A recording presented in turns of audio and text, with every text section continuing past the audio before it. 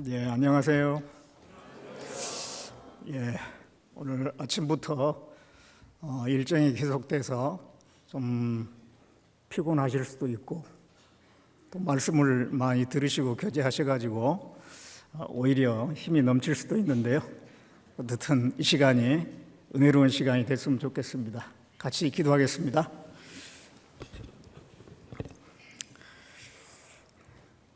은혜롭고 자비로우신 우리 아버지 하나님, 우리를 죄 가운데서 주님의 그 보배로운 피로 구속해 주시고 교회 안에서 지금까지 우리를 양육해 주시고 부족하지만 주님과 복음을 위해서 교회를 위해서 살 수 있는 기회를 주신 것 참으로 감사를 드립니다. 주님 앞에 갈 때까지 하나님의 그 말씀을 따라 좌로나 우로 치우치지 않고 오로지 정로로만 행할 수 있도록 은혜를 베풀어 주시길 원합니다. 이번 동계 수련회에 이렇게 같이 모여서 함께 말씀을 듣고 또 교제를 하고 있습니다. 하나님의 그 명령을 따라 우리가 순종하는 마음으로 또 하나님이 주시는 은혜를 기대하는 마음으로 모였습니다. 사모하는 심령을 만족해 하신다는 말씀대로 참여하신 모든 분들에게 충분한 은혜를 허락해 주시고 한 해를 준비하는 데에 큰 힘이 될 수 있도록 도와주시길 원합니다. 이 시간도 주 성령께서 우리 가운데 두루 행해 주셔서 말씀을 주고받는 가운데 큰 유익이 되고 하나님 앞에 또 새해를 준비하는 다짐을 하는 귀중한 시간이 될 수 있도록 인도해 주시옵소서. 우리를 구원해 주신 예수님의 이름으로 기도드렸습니다. 아멘. 같이 민수기 31장을 보겠습니다.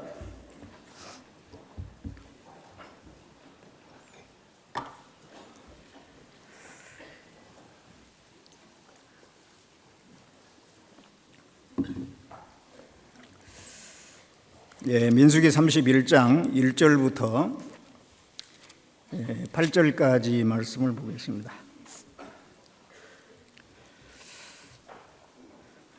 제가 읽겠습니다. 여호와께서 모세에게 일러 가라사대 이스라엘 자손의 원수를 미디안에게 갚으라. 그 후에 내가 내 조상에게로 돌아가리라. 모세가 백성에게 일러 가로되 너희 중에서 사람을 택하여 싸움에 나갈 준비를 시키고 미디안을 치러 보내어서 여호와의 원수를 미디안에게 갚되 이스라엘 모든 지파에 대하여 각 지파에서 1천씩 싸움에 보낼지니라 하며 매 지파에서 1천씩 이스라엘 1,000만인 중에서 12,000인을 택하여 무장을 시킨지라.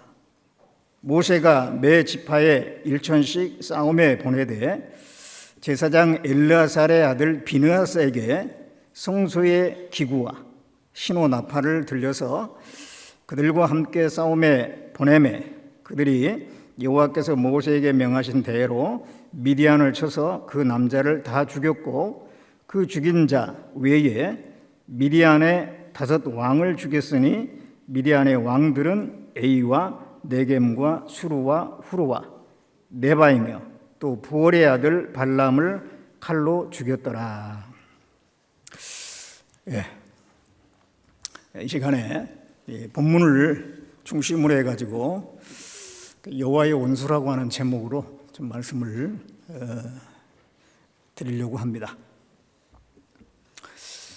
이 본문 내용은 이제 하나님께서 모세에게 이스라엘 자손의 원수 또 여호와의 원수인 미디안, 그 미디안을 치라라고 해서 각 지파에 1,000명씩에서 12,000명을 데리고 그 군사를 데리고 가서 전쟁을 해서 그 미디안의 그 왕들을 죽이고 또 발람도 죽였다라고 하는 그런 내용입니다.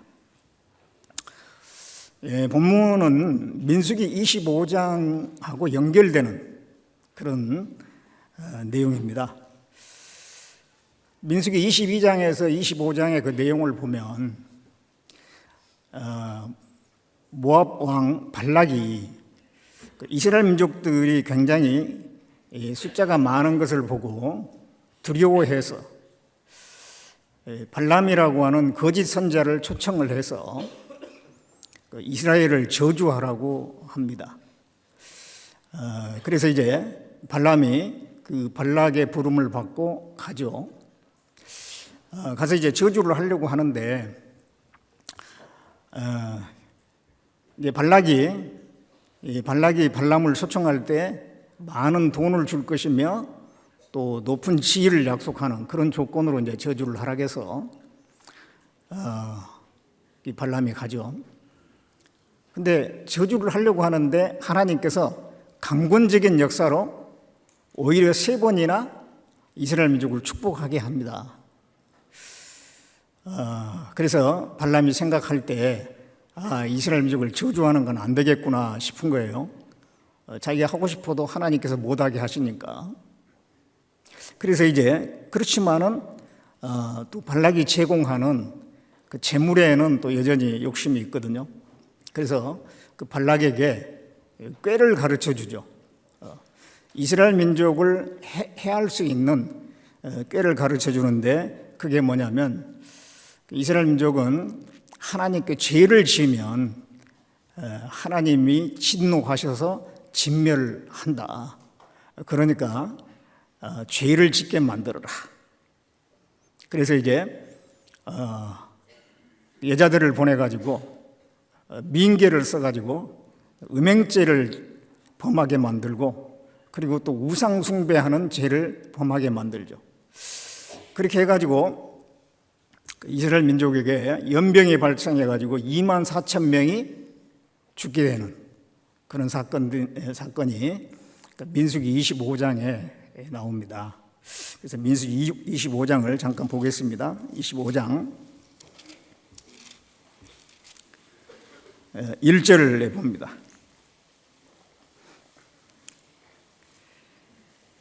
이스라엘이 시딤에 머물러 있더니 그 백성이 모압 여자들과 음행하기를 시작하니라. 그 여자들이 그 신들에게 제사할 때에 백성을 청하매 백성이 먹고 그들의 신들에게 절함으로 이스라엘이 바알보에게 부속된지라 여호와께서 이스라엘에게 진노하시니라. 그 발람의 얘기를 듣고 이 발락이 그 모압의 여인들을 접근을 시켜가지고 음행하게 하고 그 다음에 이제 우상 숭배까지 하게 했습니다. 그래서 하나님이 이스라엘 민족에게 진노하시는 거예요. 그래가지고 그때 연병이 발생해가지고 많은 사람이 죽었습니다. 그래서 9절에 보면 그 연병으로 죽은 자가 24,000명이었더라 그랬어요. 24,000명이 죽었습니다. 그런데 특별히 이 음행을 하고 또 우상 숭배하는데 좀 주도적인 지파가 시므온 지파였던 것 같아요. 그 시므온 지파의 족장 이 시므리가 그 미디안의 그 여인을 고스비라고 하는 여인을 취해가지고 공개적으로 음행하게 되고 그것 때문에 처벌을 받게 되는 그런 일이 또 그 뒤에 기록이 되고 있는데요. 그러니까 이 발락이 모압의 여인들도 음행하기 위해서 보내고 또 미디안의 그 미디안하고 이렇게 결맹을 했는지 미디안의 여인들도 많이 보낸 것 같아요. 그래서 오히려 그 음행과 우상 숭배에 미디안의 여인들이 더 많이 미디안 사람들이 가담이 된 것 같습니다. 그래서 이제 16절에 보면요, 여호와께서 모세에게 일러 가라사대 미디안인들을 박해하며 그들을 치라. 이는 그들이 괴계로 너희를 박해하되 부올의 일과 미디안 족장의 딸 곧 부올의 일로 연병이 일어난 날에 죽임을 당한 그들의 자매 고스비의 사건으로 너희를 유혹하였습니다. 그래서 그 미디안을 치라 그랬습니다. 그래서 이 내용하고 바로 민수기 31장하고 연결이 됩니다. 31장에 보면 그래서 여호와께서 모세에게 일러 가라사대 이스라엘 자손의 원수를 미디안에게 갚으라 그랬습니다. 그 후에 내가 내 조상에게 돌아가리라. 모세가 백성에게 일러 가로되 너희 중에서 사람을 택하여 싸움에 나갈 준비를 시키고 미디안을 치러 보내어서 여호와의 원수를 미디안에게 갚되 그랬는데요. 그래서 그 음행 사건 또 우상 숭배 사건 그걸로 인해서 이스라엘 자손들이 많이 죽었기 때문에 거기에 대한 원수를 갚으라.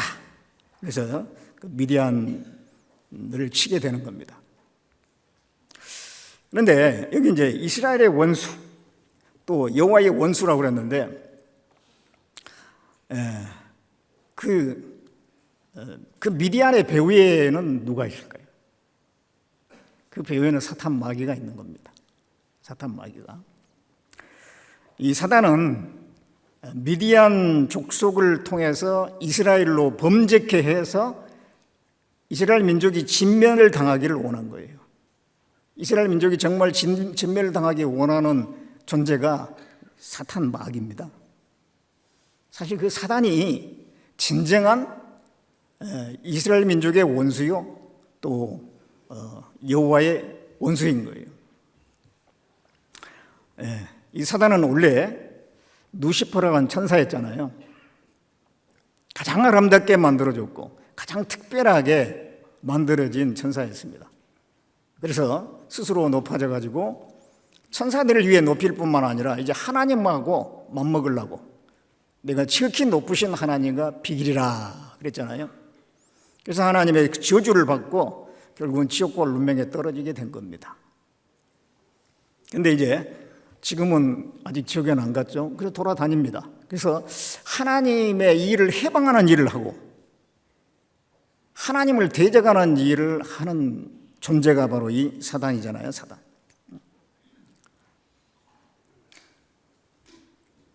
그래서 이 사단은 이스라엘 민족의 원수일 뿐만 아니라 사실 우리 그리스도인들의 원수예요. 이 사단은 우리 그리스도인들을 넘어뜨리고 교회를 무너뜨리고 하나님의 일을 방해합니다. 복음 전하는 것을 방해합니다. 그래서 이 사단이 진정한 하나님의 원수고 이스라엘 원수고 그리스도인의 원수라고 하는 것, 그걸 우리는 알아야 됩니다. 그래서 여기서 이스라엘 자손의 원수 또 여호와의 원수 이런 표현을 하고 있는데 이 사단이 왜 하나님의 원수가 됐느냐? 왜 우리의 원수가 됐을까요? 그 사단이 하는 일 때문에 그래요. 하는 일 때문에. 이 사탄이 하는 일이 이 사람을 넘어뜨리는 일이잖아요. 그래서 에덴 동산에서 그 뱀 속에 들어가 가지고 하와를 유혹했잖아요. 거짓말로 유혹을 했습니다. 너 선악과 저거 먹어. 먹으면 네가 하나님처럼 될 거야. 그건 참말이에요, 거짓말이에요? 거짓말이거든요. 그냥 거짓말로 속인 거예요. 그래서 이제 그 말을 듣고 선악과를 보니까 보암직하고 먹음직하고 지혜롭게 할 만큼 탐스럽게 보이니까 그걸 따서 먹은 거거든요. 그리고 나서 또 하와가 그거를 아담에게 갖다 줬잖아요. 자기가 먹던 걸 갖다 줬는지 아니면 새로 따서 갖다 줬는지는 성경에 안 나오는데 어떻든 하와가 갖다 줬다고 성경에 나옵니다. 그래서 아담이 또 그걸 받아 먹었어요. 그래서 이 사단이 넘어뜨리려고 하는 것은 하와가 아니죠. 사단의 주 목적은 아담입니다. 아담이 넘어져야지 아담의 자손들이 타락하거든요. 우리는 아담의 자손이고 아담의 씨잖아요. 그래서 궁극적으로 이 사단이 넘어뜨리려고 한 것은 아담이었습니다. 그래서 그 아담이 그거를 이제 결국은 사단에 넘어져 가지고 죄를 짓게 되고 타락하게 되고 아담의 자손 모든 인류를 타락을 시켰습니다. 하나님의 저주 가운데 놓이게 했습니다. 결국은 사망에 처하게 된 거예요. 사망. 사단의 특징이 요한복음 8장 44절에 나오죠. 처음부터 살인한 자요, 또 거짓의 아비다 그랬어요. 사단은 죽이는 자입니다. 죽이는 자예요. 거짓말로 죽이는 자. 거짓말을 해서 하와를 속이고 또 인정을 통해서 아담을 넘어뜨리고 해서 결국은 죽였어요.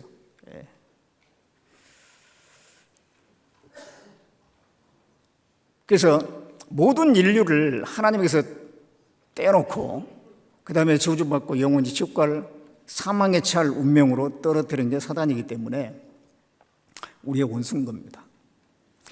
하나님께서는 이제 그 저주 가운데 놓인 사람을 구원하기 위해서 구세주를 약속하셨죠. 창세기 3장 15절에 보면 여자의 후손이 내 머리를 깨트릴 거다. 그 사탄의 머리거든요. 머릿속에는 계획이 들어있는데 이 사탄의 계획은 뭐냐면 인간을 범죄하게 해서 다 하나님을 떠나고 다 지옥 가게 만드는 것이 사탄의 계획이잖아요. 그런데 여자의 후손을 보내가지고 내 머리를 깨트린다고 해서 그 계획을 완전히 박살내는 걸 얘기합니다. 그 여자의 후손은 훗날 오실 예수 그리스도죠. 구세주입니다. 그 구세주 예수님이 오셔서 죽으시고 부활하시고 말미암아 우리의 모든 죄를 속죄함으로 그 사단의 계획을 깨트린 겁니다. 우리 죄가 해결됐기 때문에 천국 갈 수 있는 길이 열리는 거예요. 그래서 이제 그렇게 약속을 하시고 그 여자의 후손이 아브라함의 자손을 통해서 오실 거라고 말씀했습니다.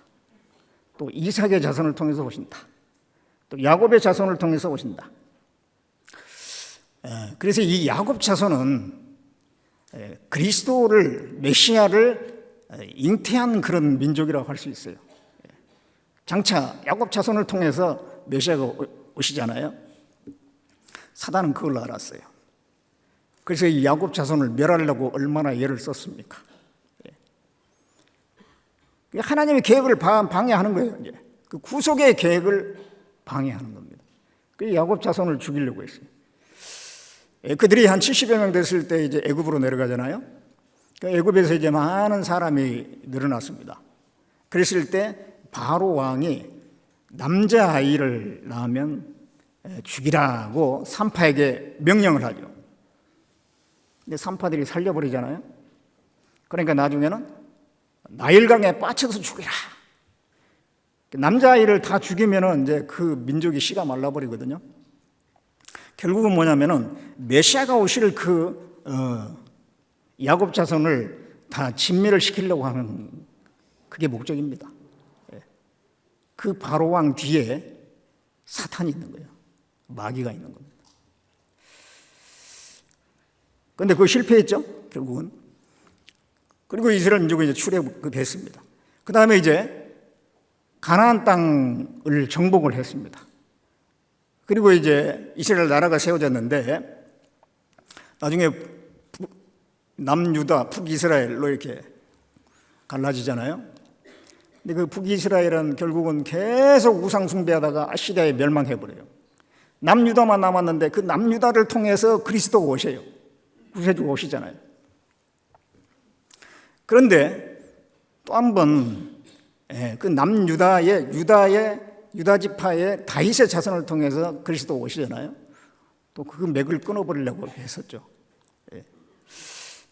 북이스라엘 아합왕이 있는데 이세벨하고 결혼을 합니다. 이세벨은 우상 숭배하는 그 나라의 이방 나라의 여자잖아요. 그 둘 사이에 태어난 게 아달라입니다. 그 딸을 남유다의 여호람 왕하고 결혼을 시키잖아요. 근데 나중에 이제 여호람 왕이 죽고 그 아들 아하시아도 죽게 됩니다. 그러니까 이 아달랴가 일어나가지고 그 왕족들을 다 멸해버리잖아요. 그 여사밧이라고 하는 공주가 다행히 요아스를 빼돌려가지고 나중에 이제 그 왕위가 연결이 되잖아요. 근데 그 아달랴는 그 왕의 자손, 다윗의 자손, 그 다윗 왕가의 자손을 다 멸해버리려고 했던 거예요. 그 배후에 사단이 있는 겁니다. 사단이 바로 그리스도가 오는 명맥을 끊어버리려고 하는 거예요. 예. 그 외에도 여러 번 방해가 있었습니다. 하나님의 계획을 깨트리려고 하는 거예요. 하나님의 구속의 계획을 방해하는 겁니다. 그러나 결국은 다윗의 자손 그 마리아를 통해서 그리스도가 탄생하게 됩니다. 그리고 십자가에서 다 이루었다 해서 구속을 완성하십니다. 구원하는 일을 다 이루셨어요. 그리고 이제 그 복음이 이제 전해졌잖아요. 제자들을 통해서 전해지는데 또 이제 복음을 방해하는 거예요. 사탄은 복음 전에 전파되는 것을 또 방해했잖아요. 그 유대 종교가들과 당시의 또 통치자 빌라도 또 헤롯 이런 사람들이 원래는 서로 간에 맞지 않고 하나가 되지 않는 사람들인데 똘똘 뭉쳐가지고 복음 전하는 것을 대적을 했잖아요. 그 배후에 누가 있겠어요? 사탄이 그들을 하나로 규합해가지고 그 복음 전파를 방해했던 겁니다.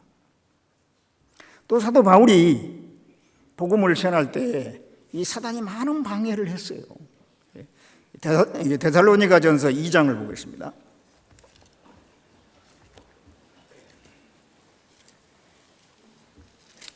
데살로니가전서 2장 18절입니다.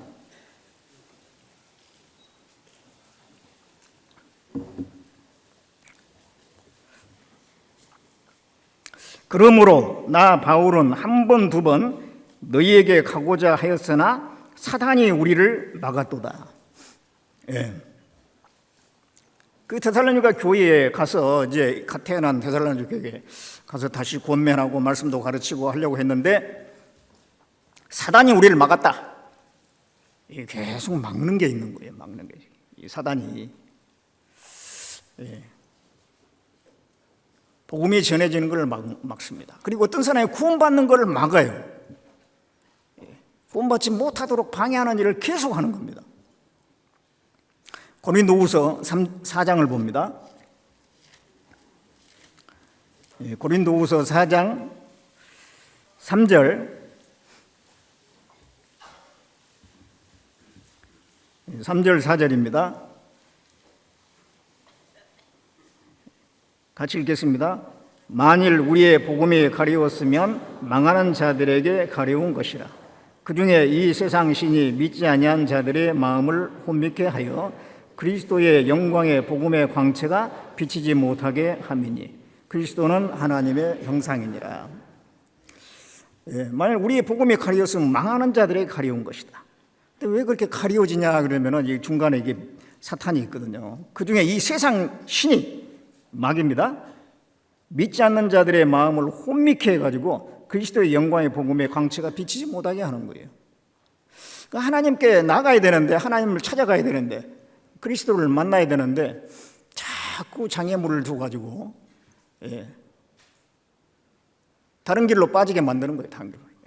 하나님을 찾아가야 되는데, 그리스도를 찾아가야 되는데 다른 길로 자꾸 빠지게 만드는 거예요. 혼미케 하는 겁니다. 세상에 보면 많은 종교들이 있죠. 거짓된 종교들, 불교, 회교, 힌두교, 여러 종교가 있는데 그게 진리가 없죠. 인간의 근본적이고 중요한 죽음의 문제를 해결하는 데는 조금도 답이 없어요. 그 거짓된 것들에 많은 사람들이 빠져가지고 참된 진리를 찾지 못하고 있어요. 또 기독교 안에서도 거짓된 교리를 자꾸 만들어내가지고 엉뚱한 교리를 만들어가지고 거기에 또 사람들이 빠지게 함으로써 성경을 보지만은 성경 안에서 진리를 찾지 못해요. 가장 중요한 문제, 어떻게 하면 죽음에서부터 벗어나서 생명을 얻느냐, 그게 인생 최대 문제잖아요. 아담 안에서 죽은 사람에게 가장 필요한 것은 어떻게 다시 생명을 얻느냐라고 하는 거예요. 그 문제에 대한 답이 없어요. 심지어는 기독교 내에서도 없는 거예요. 그게. 자꾸 감춰버리는. 이게 자꾸 이 다른 교리를 만들어가지고 감춰버린다니까요. 엉뚱한 것에 신경 쓰게 만들고 열심을 내게 만드는 거예요. 예, 그리고 이 세상을 완전히 이게 타락을 시키는 겁니다. 죄의 구렁텅이로 만들어버려요. 사람들이 그 죄에 빠지고 세상에 빠져가지고 정신을 못 차리게 만드는 겁니다. 이 이제 도덕이 완전히 땅에 떨어졌잖아요. 질서나 윤리가 완전히 붕괴가 되고 있잖아요. 이사야 14장 12절에 보면은 이 사탄을 열국을 엎은 자라 그랬거든요. 열국을 엎어버렸어요. 예. 완전히 모든 걸 그냥 무너뜨리는 시대입니다. 우리 시대가 특별히 더 그러잖아요. 질서가 막 붕괴가 되어버렸어요. 위아래 개념이 있어야지 하나님과 우리와의 관계를 알 수가 있거든요. 그러니까 위아래 개념을 없애버리는 시대잖아요. 평등주의라고 하는 것이 참 좋은 단어 같은데 사실은 성경하고 하나도 안 맞는 게 그거예요. 성경은 위아래.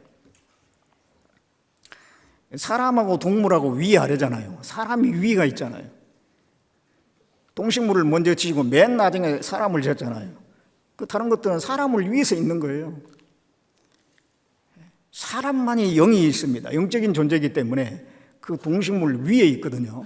그런데 동물하고 사람, 보통 짐승하고 사람하고 동등성산에 놓지 않습니까?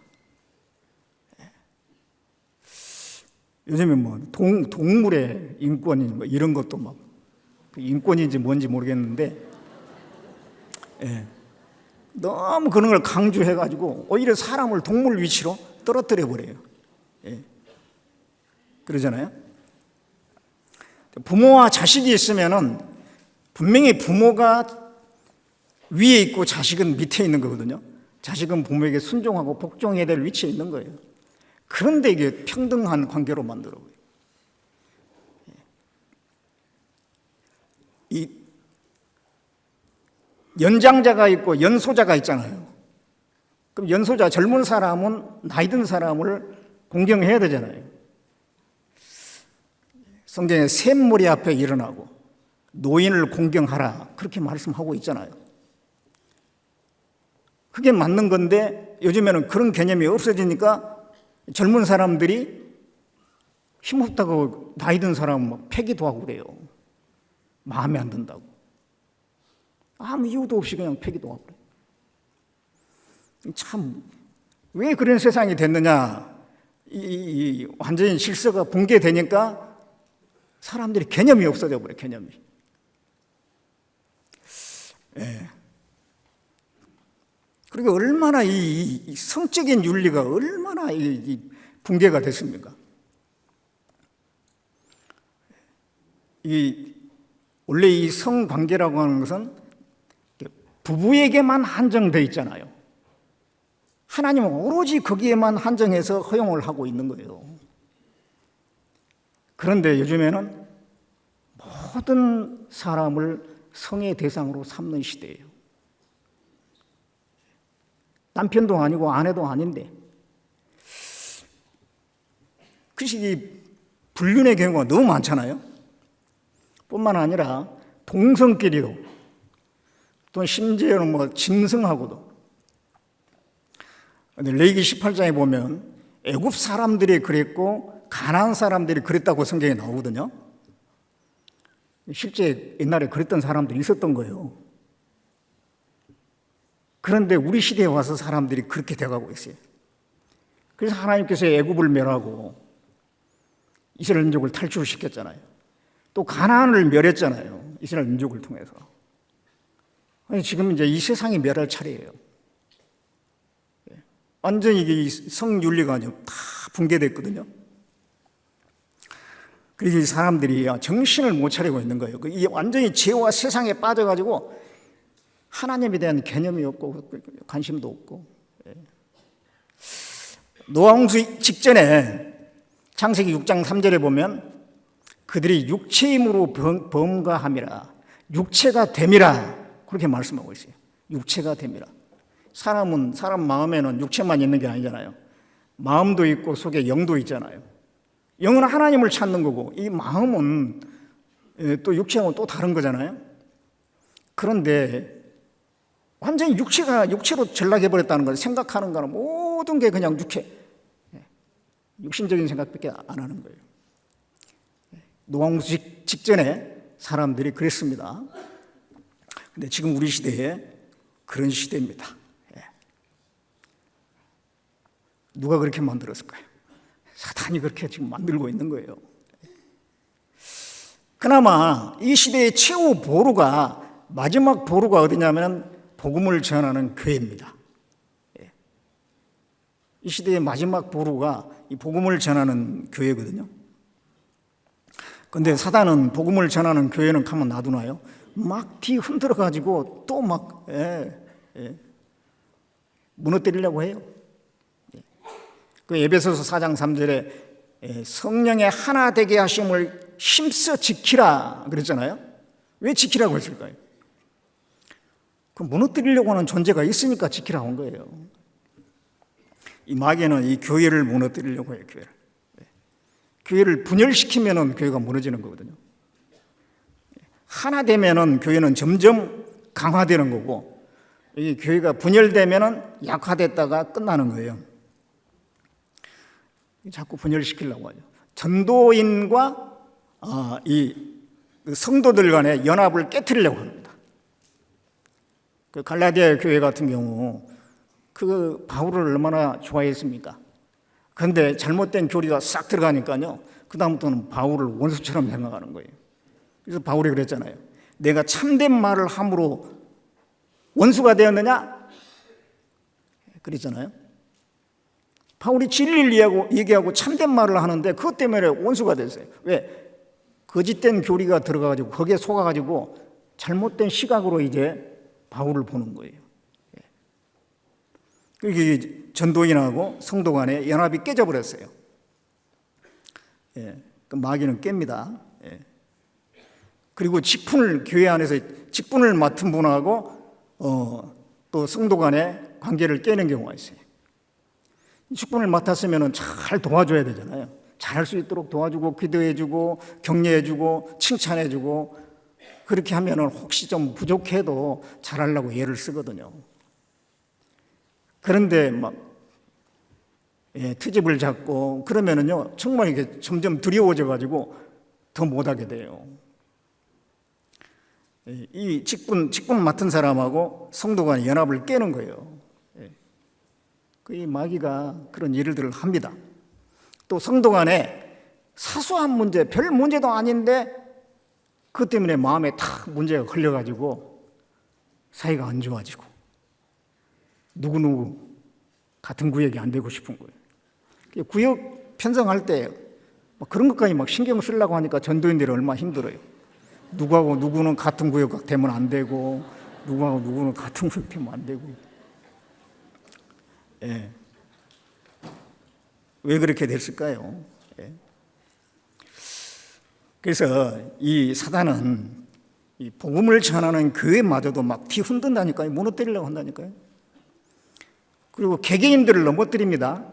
넘어지면은 하나님의 역사가 지연되는 거거든요. 이 디모데전서 5장을 보겠습니다.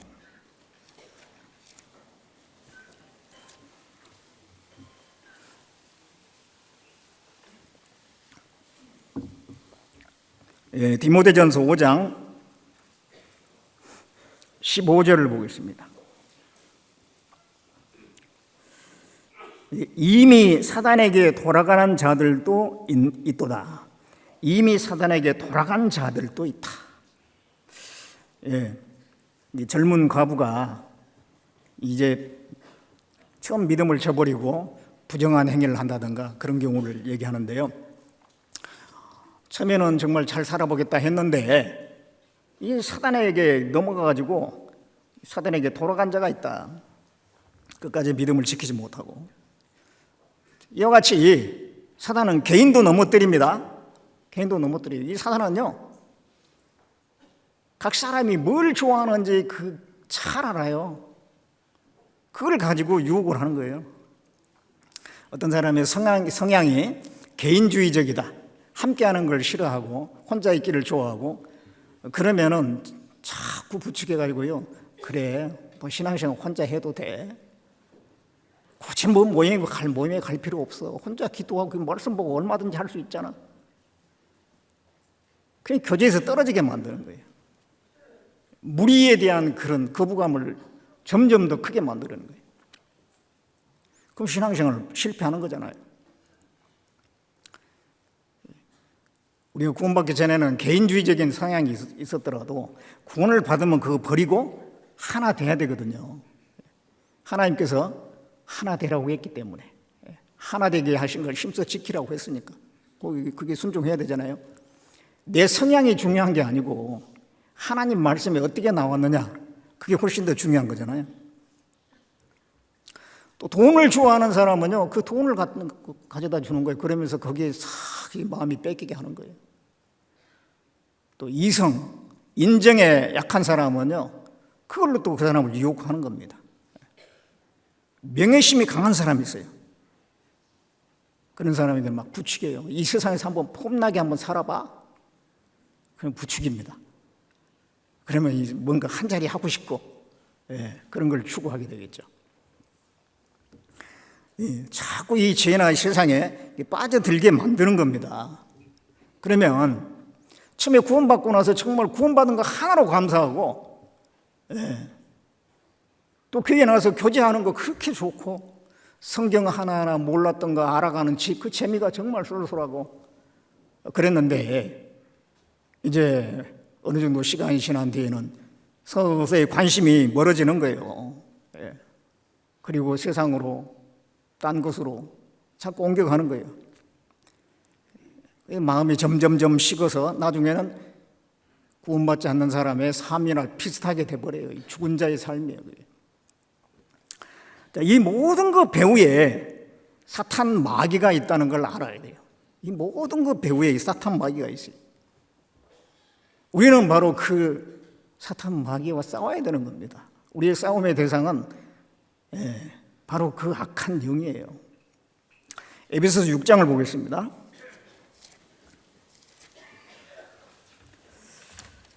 에베소서 6장 12절을 보겠습니다.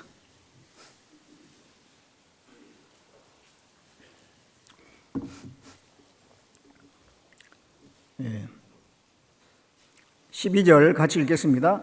우리의 씨름은 혈과 육에 대한 것이 아니요 정사와 권세와 이 어두운 세상의 주관자들과 하늘에 있는 악의 영들에 대함이라. 우리의 씨름은 우리가 싸우는 것은 혈과 육에 대한 것이 아니다. 혈과 육은 사람을 얘기합니다. 사람과 싸우는 게 아니라는 거예요. 그럼 누구냐? 정사, 권세, 이 어두운 세상 주관자, 하늘에 있는 악의 영, 이 사탄입니다. 사탄 마귀. 우리가 싸워야 될 대상을 정확히 아는 것이 필요해요. 사람이 아니라는 거예요. 사람이 아니에요. 형제 자매가 우리의 싸움의 대상입니까? 아니에요. 근데 이 사탄 마귀는 형제 자매들끼리 서로 싸우게 만들어 놓고 뒤에서 박수 치는 거예요. 이상하게 서로 갈등을 일으키고 서로 뭔가 사이가 안 좋고 그런 걸 보면 참 안타까워요. 왜 그렇게 됐을까? 그 빌립보 교회에 유오디아와 순두개가 나오잖아요. 주 안에서 같은 마음을 품어라. 사도 바울이 특별히 편지에 그렇게 쓰는 걸 보면 두 사람 사이가 아주 안 좋았던 것 같아요. 나름대로 열심히 살았던 사람들인데 두 사람 사이는 별로 안 좋았어요. 주 안에서 같은 마음을 품어라. 그 두 사람은 서로 대립 가운데 있기 때문에 상대방을 미워하는 마음도 있었겠죠. 그런데 우리가 생각해 보면 정말 미워할 대상이 그 사람인가? 아니거든요. 그 두 사람을 부딪히게 만들고 원수가 되게 만드는 그 배후에 있는 사탄이 진정한 원수인 거예요. 사람이 우리의 싸움의 대상이 아니라니까요. 누구하고 이렇게 부딪힘이 생기잖아요. 그러면 하나님께 감사해야 돼요. 왜 감사해야 되냐면 이런 것을 통해서 나의 부족함을 하나님이 드러나게 하시는구나.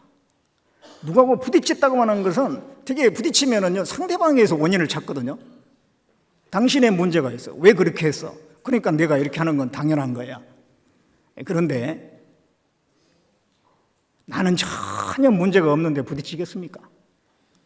반드시 두 사람 다 문제가 있거든요. 그렇기 때문에 그런 것을 통해서 내 자신이 깨져야 될 부분이 있는가 보구나. 그러면서 나의 모난 부분 이런 걸 드러나게 하기 위해서 하나님이 하시는 거구나. 감사합니다. 그러면서 자기 자신을 스스로 좀 낮추고 반성하고 그런 기회를 삼아야 되거든요. 그런데 상대방을 막 미워해요. 그거는 사탄이 좋아하는 겁니다. 그리고 이 구원받지 않은 사람도 우리의 원수가 아니에요. 나를 핍박하는 사람, 그들이 우리의 싸움의 대상이 아니에요. 나를 핍박하는, 교회 다닌다고 핍박하는 부모가 원수입니까? 남편이 싸움의 대상입니까? 직장 상사가 싸움의 대상입니까? 아니죠. 그들을 붙잡고 있는 영이 있어요. 악한 영이 있어요. 그 악한 영이 우리의 원수요, 우리의 씨름의 대상인 거예요. 사람이 아니라는 거예요. 사람. 오히려 사람을 우리는 불쌍히 여기고 긍휼히 여겨야 돼요. 자기도 모르는 사이에 그런 사단에 쓰임받는 그런 모습을 우리는 긍휼히 여겨야지, 그 사람에 대해서 나를 핍박한다고 해가지고 나를 힘들게 한다고 해가지고 막 미워하고 그러면 안 되잖아요. 여기는 말씀대로 우리의 씨름은 혈과 육에 대한 것이 아니라는 거예요. 하늘에 있는 악의 영들의 대함이라. 복음을 방해하고 교회를 무너뜨리고 구원받은 사람 한 사람 한 사람을 넘어뜨리는 그 사단 마귀가 우리의 씨름의 대상인 거예요. 우리는 그것을 분명히 해야 돼요. 그래서 우리는 우리의 싸움의 대상을 정확히 알고 실제적으로 사탄 마귀와 싸워야 되는 겁니다.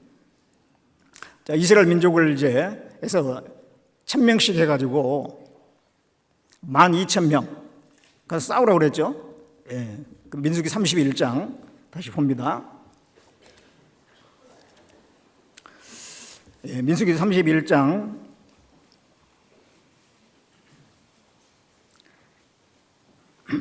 4절에 이스라엘 모든 지파에 대하여 각 지파에서 1,000년씩을 싸움에 보낼지니라.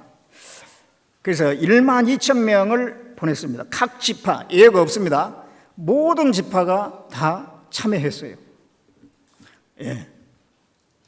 이 전쟁에 이스라엘 지파 전체가 참여한 겁니다. 이스라엘 민족은 군대예요. 이스라엘 민족들이 애굽에서 나왔을 때 출애굽기에 보면은 여호와의 군대가 애굽에서 나왔다라고 말씀하고 있어요. 하나님 이스라엘 민족을 건질 때 또 하나님의 군대를 또 건진 겁니다. 앞으로의 그 영적 싸움을 해야 될 군대인 거예요. 우리도 마찬가지입니다. 우리가 구원받았을 때 물론 천국 가기 위해서 우리가 구원을 받은 건데 또 이 땅에 사는 동안에 그 하나님의 그 사탄을 향한 싸움이 있는데 그 싸움에 참여될 군사로서 우리를 또 부른 거예요. 그래서 군사라고 말씀하고 있잖아요. 디모데후서 2장을 보겠습니다.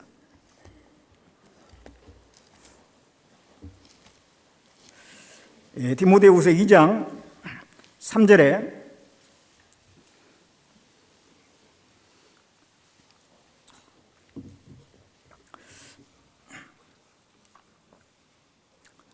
네, 3절 4절 같이 읽겠습니다. 내가 그리스도 예수의 좋은 군사로 나와 함께 고난을 받을지니 군사로 다니는 자는 자기 생활에 얽매이는 자가 하나도 없나니 이는 군사로 모집한 자를 기쁘게 하려 함이라. 내가 그리스도 예수의 좋은 군사로 나와 함께 고난을 받을지니, 이 편지를 받은 디모데뿐만 아니라 모든 그리스도인들은 그리스도 예수의 군사예요. 군사예요. 하나님 편에 서서 사탄 마귀하고 싸우는 군사, 하나님의 뜻과 영광을 위해서 영적 전쟁을 치르는 군사인 겁니다. 군사.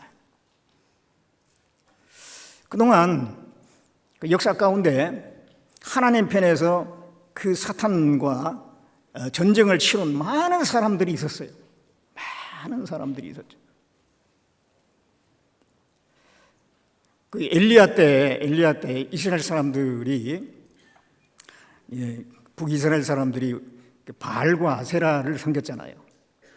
그게 참신이 아닌데 우상인데 거짓인데 그게 진짜인 줄 알고 그걸 섬겼습니다. 하나님의 선지자 엘리야가 그 바알 선지자들하고 싸웠잖아요. 그리고 이 바알이 거짓신이고 여호와께서 참 신이라는 것을 많은 사람들 앞에 드러냈어요. 이 엘리야는 그 우상 숭배에 빠져 있는 그 이스라엘 백성들을 하나님 편으로 인도하기 위해서 그 아주 외로운 싸움을 한 사람이잖아요. 사탄 마귀하고 싸운 사람입니다. 또 엘리사도요. 엘리사와 그 또 선지자 생도들이 있는데 그 당시에 북이스라엘에 우상 숭배에 다 빠져 있었어요. 그런데 그들은 따로 구별돼 가지고 그 선지 학교 안에 같이 모여 가지고 그 정말 어려운 상황에서도 믿음을 지키면서 살았던 사람들이고 그 가운데 엘리사가 가끔 방문하기도 했죠. 그 엘리사와 그 선지자 생도들은 정말 그 당시에 대부분의 사람들이 우상 숭배에 빠졌지만 거기서 구별돼 가지고 하나님 편에 서서 영적 싸움을 하는 사람들이에요. 그리고 또 예레미야 같은 사람도 당시에 그 남유다 사람들 그 하나님 말씀을 떠나서 불순종하고 온갖 죄를 저지르고 우상 숭배하고 그런 가운데 예레미야는 그들의 반대를 받으며 배척을 받으면서도 그 하나님의 그 말씀을 막 그들에게 선포를 했잖아요. 그 메시지를 계속 선포를 했어요. 예레미야도 외로운 싸움을 한 거예요. 외로운 싸움. 또 모르드게 같은 사람은 그 하만에 의해서 페르시아 그 지경에 있는 유대인들 다 죽을 뻔했잖아요. 그 유대인들을 살리기 위해서 얼마나 많은 애를 썼습니까? 에스더도 마찬가지고. 그렇게 해서 결국은 그 하만의 그 계략을 깨뜨리고 오히려 그 하만을 처벌하고 유대인들을 살려내는 일을 했잖아요. 그 영적 싸움입니다. 그 영적 싸움. 또 예수님의 제자들 그 복음을 그 당시에 뭐 성경이 있습니까? 신약 성경이 아직 기록도 안 됐잖아요. 복음에 대한 뭐는 확실한 무슨 문서적인 게 없잖아요. 그런 상태에서 예수님의 그 복음, 그걸 진리라고 해서 막 선포하는 게 쉬운 일이 아니죠. 그래서 많은 반대가 있고 사람들은 의아해하고 그런데도 그래서 다 한데 이 복음을 전해서 한 사람 한 사람 구원받게 하고 복음을 확장시키는데 결국은 자기 목숨을 다 내놨잖아요. 죽기까지 숭배하면서 복음을 전했습니다. 그게 참 이 영적 싸움이잖아요. 영적 싸움이. 사도 바울은 많은 그 반대 대적하는 세력이 많지만은 아시아 지역에 복음을 전하고 마케도니아 나중에 로마까지 널리 복음을 전했습니다.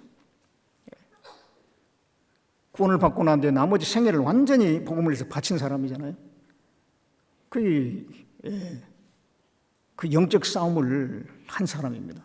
바울 이후에 계속해서 복음을 전해져서 우리까지 이제 왔는데 수많은 그리스도인들이 이 복음을 위해서 싸움을 싸운 거예요.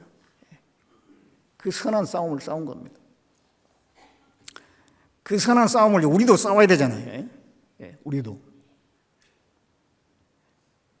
이 사도 바울이 내가 달려갈 길을 내가 선한 싸움을 싸우고 달려갈 길을 마치고 믿음을 지켰다 그랬는데 이 바울의 모든 그 삶은 선한 싸움입니다. 선한 싸움. 그리고 우리에게도 그 선한 싸움을 싸우라고 말씀하고 있어요. 디모데전서 6장을 보겠습니다. 6장 11절 12절입니다.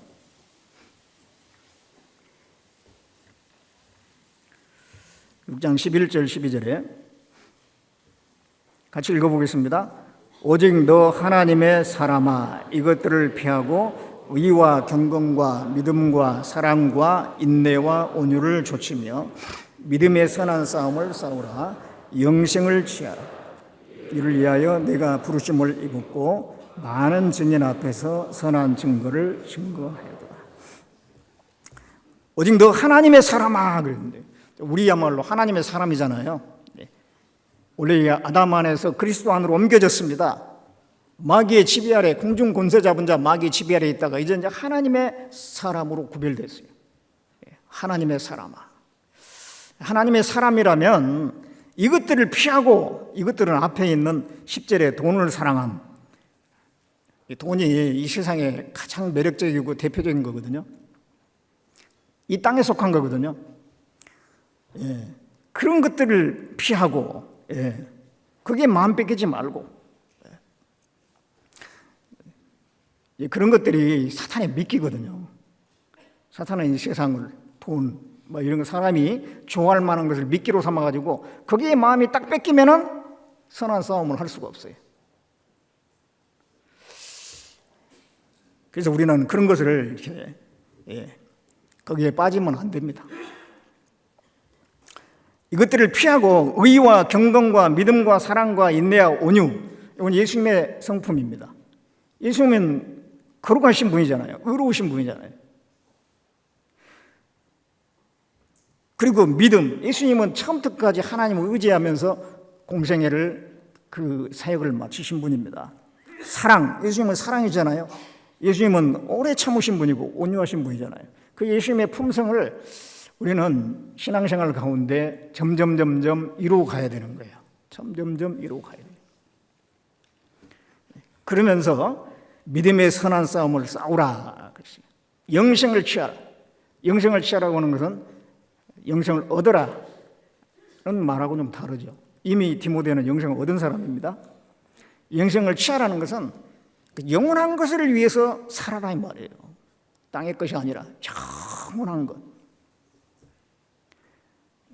그 주님의 형상을 닮으면서 그 믿음의 선한 싸움을 싸운다. 이게 영원한 것을 위해 사는 삶입니다. 영혼을 구원하는 일, 그 영생을 취하는 일이죠. 또 교회를 세우는 일, 하나님의 뜻을 이루는 일, 하나님의 뜻과 영광을 살아가는 모든 것들이 영생을 취하는 겁니다. 그게 바로 선한 싸움을 싸우는 거예요.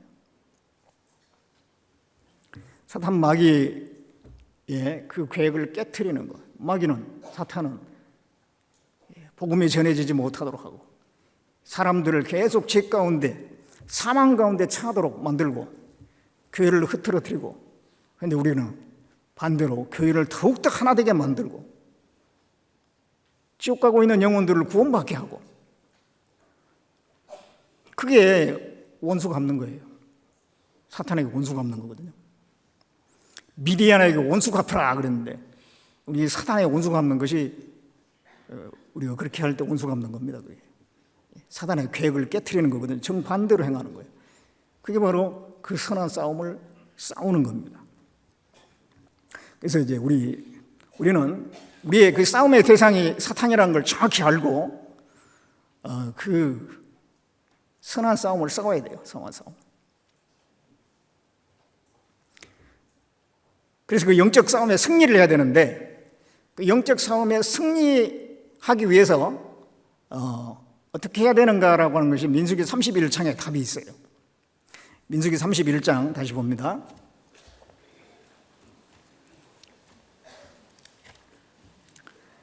민수기 31장 6절을 봅니다.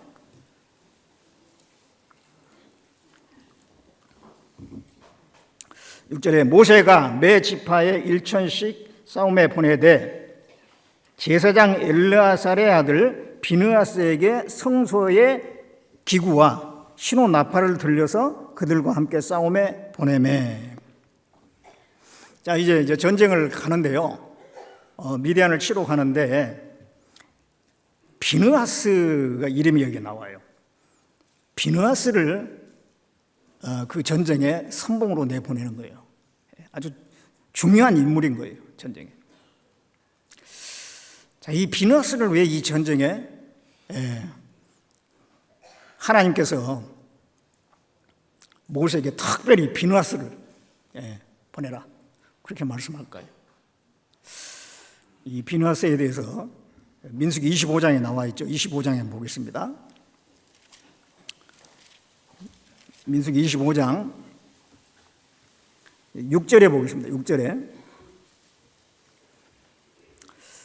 이스라엘 자손의 온 회중이 회막문에서 울 때에 이스라엘 자손 한 사람이 모세와 온 회중의 목전에 미디안의 한 여인을 데리고 그 형제에게로 온지라. 제사장 아론의 손자 엘라살의 아들 비나스가 보고 회중의 가운데서 일어나 손에 창을 들고 그 이스라엘 남자를 따라 그의 막에 들어가서 이스라엘 남자와 그 여인의 배를 꿰뚫어서 두 사람을 죽이니 연병이 이스라엘 자손에게서 그쳤더라. 그 연병으로 죽은 자가 24,000명이었더라. 여호와께서 모세에게 일러 가라사대 제사장 아론의 손자 엘르아살의 아들 비나스가 나의 질투심으로 질투하여 이스라엘 자손 중에서 나의 노를 돌이켜서 나의 질투심으로 그들을 진멸하지 않게 하였도다. 자, 이게 근데 6절에 보면 이스라엘 자손의 온 회중이 회막문에서 울 때에 왜 울었냐면 그들이 이제 음행하고 우상 숭배한 것 때문에 하나님이 이제 저주를 내리기 시작했거든요. 그러니까 이제 너무 놀라고 두렵고 해서 막 울고 있는 거예요. 그런 상황에서 이 사람이 시므리라는 사람인데 시므리가 고스비라고 하는 미디안 여인을 데리고 와서 군중을 지나서 그 장막에 들어가 가지고 간음을 행하는 거예요. 아주 공개적인 거잖아요. 이거는 정말 잘못된 거잖아요. 지금 하나님의 심판이 이루어지고 있고 그들이 잘못했다는 것에 대해서 하나님의 저주가 임하고 있는데 보란 듯이 공개적인 간음을 행하는 거예요. 그랬을 때 많은 이스라엘 군중들은 저건 아닌데 저러면 안 되는데 했겠죠. 그런데 특별한 행동을 취하지는 않았어요. 그런데 이 비나스는 창을 들고 가서 그 두 사람을 깨트려 죽여버렸어요. 이게 하나님 마음에 들은 거예요. 그래서 이 비나스가 나의 질투심으로 질투했다. 하나님이 노할 것을 대신해서 비나스가 그걸 대행한 거예요. 그래서 이제 이 하나님이 칭찬한 겁니다. 그런 이 비나스를 이제 미디안을 치는 그 전쟁의 중심 인물로 삼았어요. 그걸 통해서 하나님의 마음을 알 수가 있어요. 우리가 이 영적 전쟁을 하기 위해서는 하나님과 같은 마음이 되어야 된다는 것을 교훈하고 있는 겁니다. 이 비나스는 하나님과 같은 마음이 된 사람이에요. 하나님과 같은 마음이죠. 하나님과 똑같은 마음이에요. 하나님이 질투하는 것을 질투하고 하나님 미워하는 것을 미워했잖아요. 우리가 이 영적 전쟁에 승리하려면 우리 마음이 하나님과 같은 마음이 돼야 돼요. 당연히 우리는 구원받았으니까 하나님과 같은 마음이겠지. 그런데 같은 마음이 안 될 때도 있거든요. 잘못하면 하나님과 반대편에 있을 수도 있고 원수가 될 수도 있어요. 구원받았는데도. 야고보서 4장을 봅니다. 야고보서 4장 4절에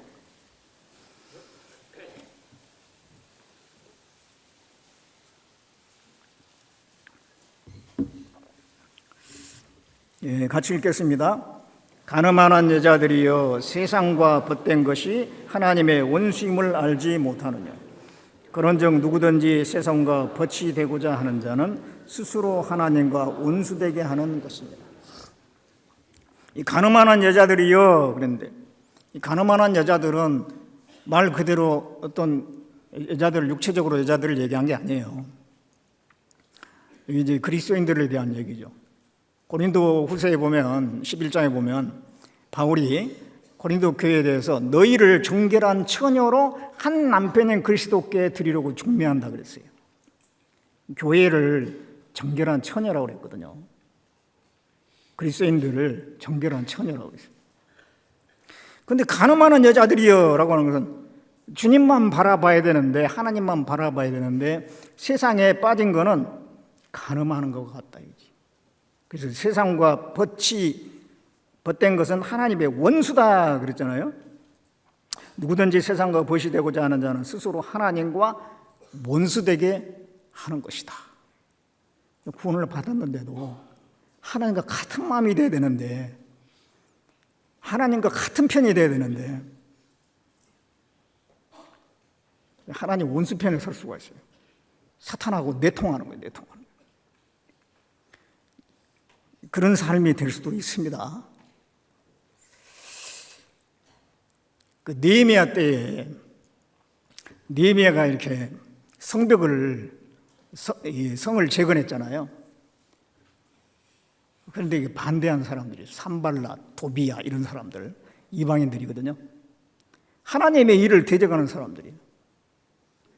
느헤미야가 이제 성을 다 재건하고 난 뒤에 잠깐 출타 중이거든요. 갔다가 돌아오고 보니까 그 산발락과 도비야와 내통하는 사람이 생겼어요. 그 느헤미야서 한번 보겠습니다. 느헤미야 13장.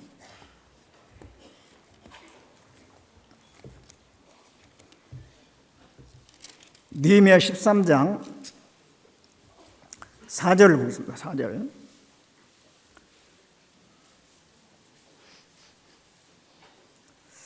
이전에 우리 하나님의 전 골방을 맡은 제사장 엘리야십이 도비야와 연락이 있었으므로 도비야를 위하여 한 큰 방을 갖추었으니 그 방은 원래 소재물과 유향과 기명과 또 레위 사람들과 노래하는 자들과 문지기들과 11조로 주는 곡물과 새 포도주와 기름과 또 제사장들에게 주는 거제물을 두는 곳이라. 그때에는 내가 예루살렘에 있지 아니하였느니라. 예루살렘에서 잠깐 이제 다른 출타했다가 돌아와 보니까 이 엘리야십이라고 하는 이 제사장이에요. 근데 도비야를 위해서 방을 갖추고 방을 내주고 말이죠. 그렇게 아주 잘 지내고 있어요. 이 도비야는 누구냐면은 성을 재건할 때 아주 막 이스라엘 사람들을 막 비웃고 조롱하고 대적하고 이런 사람이거든요. 제사장이라는 사람이 그 사람과 내통을 해버렸어요. 그래가지고 이 느헤미야가 나중에 그거 알고 그 있는 걸 다 끄집어내가지고 내던져버리고요. 그렇습니다. 그리고 또 여기 13장 28절 보겠습니다. 대제사장 엘리야십의 손자 요야다의 아들 하나가 호론 사람 산발랏의 사이가 되었으므로 내가 쫓아내어 나를 떠나게 하였느니라. 여기 대제사장 엘리야십의 손자 요야다의 아들, 이 사람이 산발랏의 사이가 되어버렸어요. 산발랏하고 이게 결혼을 시킨 거예요. 이 산발랏도 도비야와 함께 그 성을 재건할 때 아주 그냥 적극적으로 반대하고 이 사람이 이방인이거든요. 그리고 막 조롱하고 비웃고 했던 사람이거든요. 대적했던 사람이거든요. 그런데 어떻게 그게 내통이 되냐 말이에요. 내통이. 근데 우리가 한번 생각을 해봐야 돼요. 우리는 사랑하고 내통하지 않냐. 우리는 하나님 편에 서야 되는데, 하나님과 같은 마음이 돼야 되는데, 이 사탄하고 내통할 수가 있어요. 사탄은 우리의 육신을 자꾸 충동질을 하거든요. 또 자꾸 세상으로 유혹해가지고 거의 넘어지게 만들거든요. 그게 바로 사탄하고 내통한 거예요. 육신의 정욕, 안목의 정욕, 이생의 자랑거리, 그걸 자꾸 이렇게 넘어뜨리려고 하잖아요. 거기에 넘어지면 죽는 거예요. 로마서 8장 13절에 우리가 육신에 져서 육신대로 살 것이 아니니 육신대로 살면 반드시 죽을 것이요 그랬잖아요. 참 우리 삶이요, 정말 깨끗하게 살다가 언제부턴가 뭔가 하나씩 들어오기 시작하거든요. 그럼 뭐 하나 용납하다 보면은 많이 그게 빠져 있고 그게 일상생활이 돼 버려요. 참 정말 우리 신앙을 끝까지 지킨다는 게 쉬운 게 아닙니다. 정말 하나님 앞에 하나님과 같은 마음, 하나님과 동행하는 그런 삶으로 계속 간다는 게 정말 쉬운 게 아닌 것 같아요. 어느새 나도 모르는 사이에 그 조그만 것들이 들어와 있거든요. 그 야곱 집에 우상을 잔뜩 막 가지고 있었잖아요. 야곱이 이제 베델로 올라가면서 우상 다 가져와라 그래가지고 다 가져와가지고 상수리 나무 밑에 묶고 올라갔잖아요. 베델로 올라갔어요. 분명히 하나님을 섬긴다고 했는데 그 집안에 우상이 여러 개가 많은 거예요. 우리 신앙생활에 그럴 수가 있어요. 뭔가 이렇게 빠져 있는 게 있다니까요. 성경에 보면 다윗 같은 사람도 그 육신의 정욕에 이렇게 넘어진 경우가 있잖아요. 그 밧세바의 아름다움을 보고 취해가지고 얼마나 큰 징계를 받았습니까? 아간이란 사람은 또 물질에 안목의 정욕, 그 금덩이, 음덩이, 외투를 취해가지고 여리공성에서 말이죠. 자기 장막 밑에다 감춰놨잖아요. 눈에 볼 때 아주 좋으니까 그걸 갖고 싶어가지고 그 안목의 정욕에 넘어진 거예요. 아비멜렉이라는 사람은 기돈의 아들 아비멜렉은 이생의 자랑에 넘어진 거예요. 왕이 되고 싶어가지고 형제간을 막 70명의 형제간을 한 반석에서 죽이고 자기가 세겜과 결탁해가지고 왕이 되보려고. 근데 오래가지 못했죠. 결국은 여인이 던진 맷돌에 맞아서 죽어버렸어요.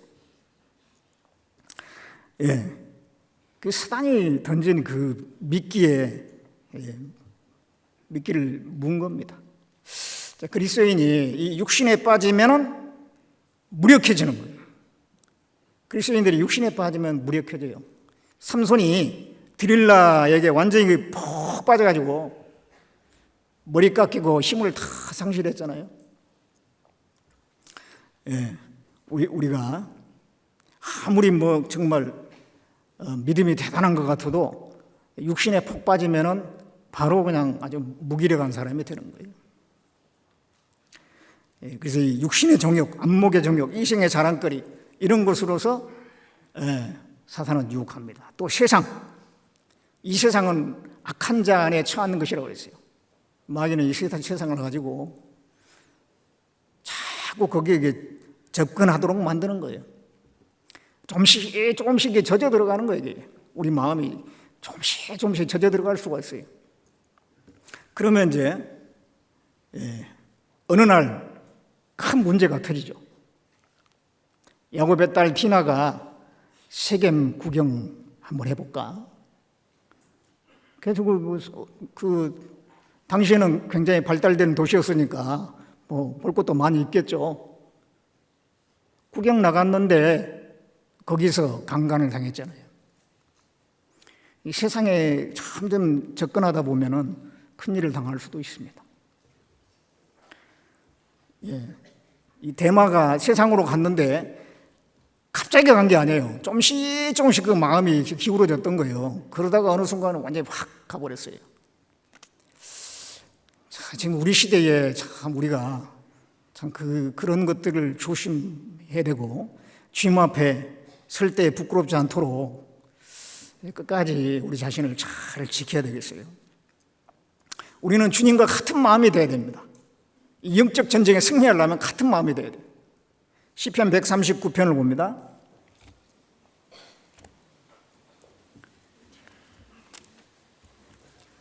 시편 139편 21절에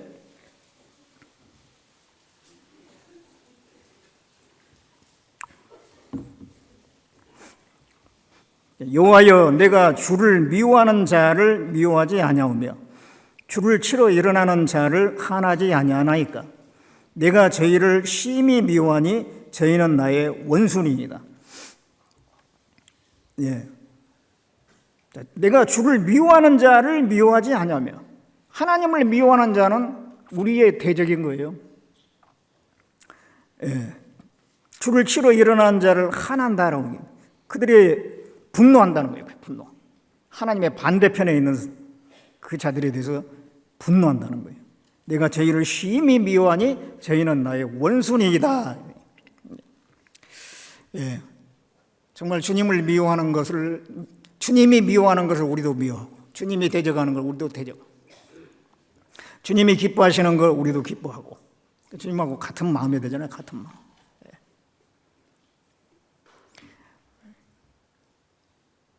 나와 함께하지 않는 자는 나를 반대하는 자라고 했는데, 주님과 함께하지 않는, 함께할 수 없는 그런 것들은 우리와도 함께하면 안 되겠죠. 그래서 이제 주님하고 같은 마음이 되려면 주님을 가까이 해야 되죠. 하나님을 가까이 해야 돼요. 하나님 우리하고 교제하기를 원하셔요. 요한계시록 3장 20절에 볼지어다 내가 문 밖에 서서 두드리노니 누구든지 내 음성을 듣고 문을 열면 내가 그에게로 들어가 그는 나로 더불어 먹으며 나는 그로 더불어 먹으리라. 먹는다는 것은 교제한다는 거잖아요. 그래서 주님은 이 교제를 원하셔요. 그런 걸 많이 느끼거든요. 주님은 나와 교제를 원한다. 마음을 자꾸 두드리는데 저는 좀 다른 거 좀 쉬고 싶고, 너무 이제 피곤하니까, 또 어떤 신경을 많이 썼으니까 좀 신경을 좀 둔하게 하고 싶고, 그렇게 해가지고 주님은 교제를 원한다고 생각하는데 나는 그냥 딴청 부리는 그런 경우도 있습니다. 제 자신을 보니까 그렇더라고요. 딴청 부리고 있어요. 그래서 주님은 정말 문을 두드립니다. 그 마음의 문을 얘기하는 겁니다. 내가 문 밖에 서서 두드리노니 그것은 우리의 마음의 문을 두드린다는 거예요. 교제하자. 우리가 그 주님을 향해서 마음의 문을 열고 교제할 수 있어야 되겠습니다. 근데 요즘 우리 사회를 보면 사람들은 이게 틈만 나면, 시간만 나면 화면을 보는 시대가 됐어요. TV를 보든지 휴대폰을 보든지. 그러느라고 참 우리가 주님과의 교제, 이거를 분명히 하려고 하면 할 수 있는데 그런 시간을 갖지 못하고 지나가 버리는 그런 경우가 많이 있지 않는가. 우리가 이게 뭐를 보는가, 이게 참 중요합니다. 뭘 보느냐 참 중요한 거잖아요. 롯이란 사람이 소돔 고모라성에, 소돔성에 살았잖아요. 그 소돔성에서 이 불법한 행실을 계속, 그걸 이제 보면 여기 살면 안 되겠다, 나가야 되는데 계속 거기에 거했어요. 거하면서 그들의 불법한 행실을 날마다 보고 들음으로 의로운 심령이 상했다라고 베드로후서 2장 8절에 말씀하고 있어요. 그들이 불법한 행실, 소돔에 거하며 거하지 말고 나와야 되는데 또 나올 힘도 없어. 그리고 롯의 아내는 죽어도 소돔에 살자고 할 거고, 롯의 아내가 끝내 못 나온 걸 보면 그 롯의 아내가 굉장히 소돔을 사랑한 것 같아요. 그래서 롯도 나오고 싶지만은 아내가 막 붙잡으니까 이거 뭐 어떻게 그것까지 뿌리쳐야 되는데 그게 안 됐던 거예요. 그래서 그 의로운 심령이 상한 거예요. 그렇다 해서 그들과 같은 죄를 짓지는 않잖아요. 죄를 짓지는 않지만 거기에 근접해 있음으로써 의로운 심령이 상한다고 하는 것은 자꾸 상처를 받는데 건강하겠어요? 그 심령이 건강하겠냐고요.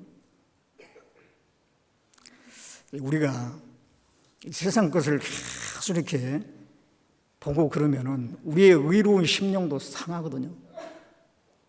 건강한 심령이 아니라 상한 심령으로 기진맥진한 거죠.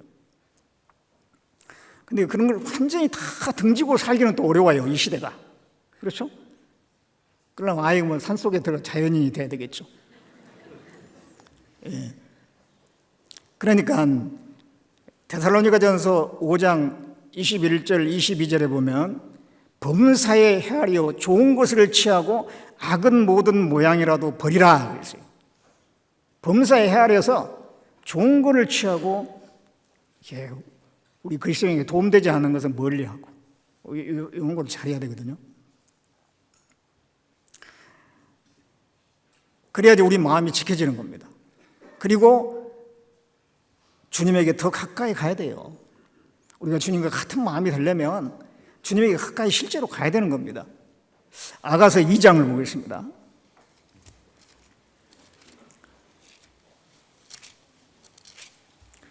아가서 2장 14절을 보겠습니다.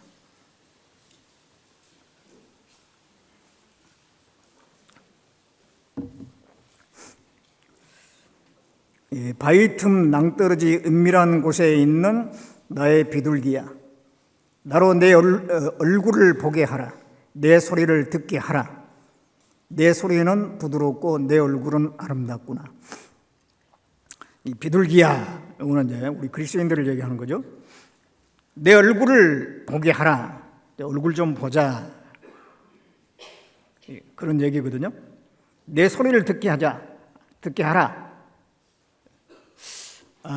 하나님의 얼굴을 보는 것은, 우리가 하나님 앞에 내 얼굴로 보여주는 건 뭐냐면 하나님 앞에 나아가는 거죠.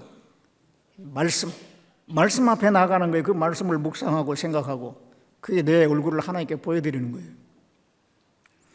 내가 기도하는 것이 내 소리를 하나님으로 듣게 하는 거잖아요. 하나님은 우리의 얼굴을 보기 원하고 우리의 소리를 듣기를 원한다라고 하는 겁니다.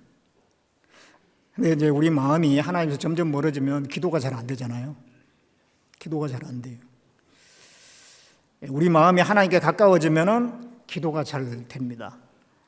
기도를 꼭 많이 해야지 잘 된다라고 할 수는 없을 거예요. 짧은 기도를 하더라도 진심으로 하게 되죠. 진심으로. 하나님 앞에 항상 진심. 그리고 이 말씀을 통해서 뭔가 계속 얻어지는 게 있고, 그 얻어지는 말씀을 통해서 힘을 받고, 이게 하나님 앞에 내 얼굴을 보여드리는 건데 하나님은 그걸 원하세요. 우리가 그럴 때 하나님과 같은 마음이 되는 겁니다. 세상이 뭐 완전히 뭐 타락하고 물러나고 어떻게 되든 간에 우리는 하나님 앞에 올바른 마음을 가지고 살 수가 있어요. 그리고 구원받은 그리스도인들, 그리고 정말 열심히 사는 분들과 늘 함께하고, 디모데후서 2장 22절에 보면은 청년의 정욕을 피하고 주를 깨끗한 마음으로 부른 자들과 함께하라 그랬잖아요. 청년의 정욕을 피할 뿐만 아니라 주를 깨끗한 마음으로 부르는 사람들과 함께하라. 그럴 때 우리가 주님과 같은 마음이 되는 거예요. 주님의 반대편에서 하나님의 원수가 되고 사단과 내통자가 되고 그런 게 아니라 정말 주님과 같은 마음이 되고 하나님과 같은 마음이 될 때 우리가 영적 싸움을 할 수가 있어요. 그리고 승리할 수가 있는 겁니다. 그 다음에 다시 또 민수기 31장을 봅니다. 31장 6절에 모세가 매 지파에 1천씩 싸움에 보내되 제사장 엘르아살의 아들 비느하스에게 성소의 기구와 신호 나팔을 들려서 그들과 함께 싸움에 보내매. 자, 이제 비느하스가 가지고 간 게 있어요. 그게 뭐냐면 성소의 기구와 신호 나팔을 가지고 갔어요. 이 성소의 기구가 뭔지는 여기는 안 나와 있거든요. 근데 이제 주석선언한 걸 보면은 두 가지로 얘기를 하더라고요. 성소의 기구 곧 신호 나팔, 신호 나팔을 의미한다. 이렇게도 설명하고, 여기 성소의 기구는 우림과 둠밈이었을 거다. 이렇게도 이제 설명하고 그러는데, 뭐 우린과 둔미밀 가능성도 있다고 생각합니다. 왜냐하면은 전쟁할 때 어떻게 할 것인지 하나님의 의향을 물을 때 이게 이제 우린과 둔밈이 그게 사용되는 거거든요. 그래서 전쟁할 때 하나님의 뜻을 묻고 그 다음에 이제 나팔을 불어서 이제 소집을 하고 진행을 시키는 거거든요. 그 기구를 가지고 가게 했어요. 이거는 뭐냐면은 하나님의 뜻을 알고 그 뜻에 순종하여 연합하는 걸 얘기합니다. 나팔 소리에 의해서 함께 모이라 할 때 모이고 진행하라 할 때 진행하고, 그렇게 해서 잘 연합이 될 때 전쟁에 승리하는 거예요. 자, 이걸 통해서 영적 전쟁에 승리하려면 하나님의 뜻을 정확하게 분별하고 그 뜻에 순종하는 것, 순종함으로 연합하는 것, 이게 영적 승리의, 전쟁의 승리에 아주 중요하다는 것을 알 수가 있습니다. 그 이스라엘 자손들이 하나로 뭉쳤을 때는 항상 승리했잖아요. 광야에서 아말렉과 전투할 때 여호수아는 이스라엘 백성들을 데리고 나와서 전쟁하고, 모세는 하나님께 기도하고, 아론과 훌은 모세의 팔을 붙잡고 그 기도의 손이 내려오지 않도록, 그래서 온 이스라엘이 혼연일체가 됐을 때 그 아말렉을 쳐서 승리했습니다. 여리고성을 정복할 때도 하나님이 하란 대로 했잖아요. 하루에 한 바퀴 돌고 6일 동안 돌고 7일째에는 하루에 7바퀴를 돌고, 그 다음에 다 돌고 난 뒤에 외쳐라, 그러면 성이 무너질 거다. 그대로 했더니 정말 성이 무너졌습니다. 여리고성. 마음을 합해가지고 순종했더니 정말 그대로 됐어요. 지금도 마찬가지입니다. 이 영적 전쟁은 혼자 하는 게 아니에요. 같이 하는 겁니다. 같이. 온 교회가 같이 하는 거예요. 교회가 연합할 때 원수를 갚을 수가 있어요. 사탄의 원수를 갚을 수가 있는 거예요. 연합하기 위해서는 순종해야 되거든요. 말씀에 순종하고 교회에서 어떤 결정이 되면은 거기에 순종하고, 자기 마음에 안 들 수도 있지만은, 이해가 잘 안 될 수도 있지만은, 그래도 거기에 내 마음을 함께 하는 거예요. 이게 중요한 거예요. 고린도후서 10장 5절에 모든 이론을 파하며 하나님을 대적하여 높아진 것들을 다 파하고 모든 생각을 사로잡아 그리스도에게 복종케 한다 그랬잖아요. 생각이 다 달라요. 우리 형제자매들이 다 생각이 다르거든요. 그런데 자기 생각을 딱 굽히는 거, 이게 진짜 중요한 거예요. 그거 잘해야지 신앙생활을 잘하고 끝까지 남아있는 거거든요. 그래서 그렇게 해서 이렇게 모일 때 이게 이제 힘이 모아져서 전쟁에 승리하는 겁니다. 모이라 하면 모여야 돼요. 그게 순종이에요. 그 이스라엘 백성분들을 보면은요, 그 사무엘 시대에 오랫동안 이스라엘 민족들이 신앙적으로 약한 상태였어요. 그래서 블레셋의 지배를 받았거든요. 그런데 이게 사무엘이 딱 나타나가지고요, 그들의 마음을 모았어요. 그래가지고 미스바에 모이라 그러니까 딱 모였거든요. 그래서 그들의 마음이 이제 사무엘을 중심으로 하나 똘똘 뭉쳤습니다. 바로 이어서 블레셋과 전쟁했는데 블레셋이 이겨버렸잖아요. 모이라 할 때 모이는 거예요. 여기서부터 순종의 시작인 거예요. 함께 하자 그러면 함께 하면 되는 거예요. 이스라엘 자손들이 브엘이라는 곳에, 광야에 있을 때요, 브엘이라는 곳에 도착했는데 모세가 모이라 그러니까 모였어요. 그 다음에 우물을 파라 그랬더니 우물을 팠어요. 그 모든 백성이 그 우물을 파는 데 참여하고, 귀족도 참여하고, 족장도 참여하고, 그들의 그 지휘하는 지팡이, 홀, 그걸 가지고 막 팠다고 그랬어요. 그들이 모이라 갈 때 모이고 파라 갈 때 파고, 그랬더니 우물이 막 터쳐 나왔어요. 하나님 말씀대로 했더니 하나님이 축복해 주신 겁니다. 이 그리스도인들이 연합될 때 사탄은 힘을 쓸 수가 없는 거예요. 그리스도인들이 흩어지면은 굉장히 사단의 밥인 겁니다. 사자나 늑대도 들소들이 다 뭉쳐 있을 때는 공격을 못 하잖아요. 그것들이 흩어졌을 때 이제 공격을 하는 거예요. 애들이 보는 그 동화책에 그런 내용이 있더라고요. 두 마리 소가 있는데 그 두 마리 소가 너무 사이가 좋아요. 항상 같이 있어, 항상. 그러니까 늑대가 저 소를 잡아먹고 싶은데 항상 같이 있어가지고 안 되는 거예요. 그래가지고 이 늑대가 작전을 짰어요. 그래가지고 이 한 마리 소 혼자 있을 때 가가지고요, 쟤 있잖아, 제가 너에 대해서 이상한 말을 하던데, 그런 거예요. 그리고 나서 또 그 나머지 소 있잖아요. 그래서 혼자 있을 때 가서 쟤 있잖아, 제가 너한테 좀 이상한 말 하던데, 그런 겁니다. 근데 그 다음부터는 이게 그 두 소가 좀 눈빛이 이상해졌어.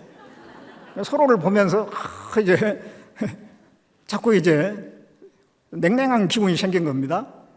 그러면서 이제 같이 있지도 않아. 그냥 따로따로 그냥 불 뜯어먹고 그러고 있는 거예요. 때는 이때다 해가지고 늑대가 한 마리씩 잡아먹었답니다. 애들 동화에 나오더라고. 예, 사탄이 그런 거죠. 자꾸 갈라놓는 겁니다. 하나가 되면은 이 사탄이 어떻게 할 수가 없어요. 이스라엘 백성들이 그 우림과 둠밈을 통해서 하나님의 뜻을 다 알고 그 나팔을 따라서 다 일사불란하게 움직이는데 어떻게 이깁니까? 그 미디안 이길 수가 없죠. 그 이스라엘이 그들을 파해서 이긴 거예요. 그리고 이제 여기에 기록은 안 됐지만 그들이 전쟁에 나갈 때, 12,000명이 전쟁에 나갈 때 자기들이 죽을 수도 있겠구나, 그리고 또 부상을 당할 수도 있겠구나, 그런 생각 안 했을까요? 했을 거예요. 그렇지만은 나갔습니다. 그것은 내가 죽더라도 부상을 당하더라도 우리 민족을 위해서 싸워야 되겠다, 그런 마음이 있으니까 싸운 거잖아요. 그러니까 희생하는 그 마음이 바탕이 있었던 거예요. 희생. 우리가 영적 전쟁할 때도 희생이라고 하는 것을 생각하지 않는다면 다 자기 몸살이고 그래 버리면 아무 일도 안 되는 거죠. 때로는 시간을 희생하고, 때로는 물질을 희생하고, 때로는 생명을 희생하고, 그런 마음이 있어야지 이 하나님의 역사가 나타나는 겁니다. 고린도후서 4장 11절 12절에 보면 사망은 우리 안에서 역사하고 생명은 너희 안에서 하느니라, 그런 말씀을 했잖아요. 바울이 복음을 전하기 위해서 정말 죽기까지 애를 쓰고 그런 만큼 생명의 역사가 나타난 거예요. 그게 희생할 마음이 없으면 역사가 안 일어나잖아요. 아까 읽었던 말씀 중에서 군사로 모집된 자는 자기 생활에 얽매이는 자가 없다.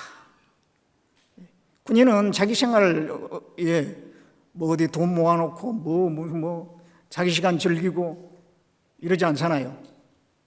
하여튼 군의 명령을 따라서 움직이는 거예요. 그래야지 전투에서 승리하거든요.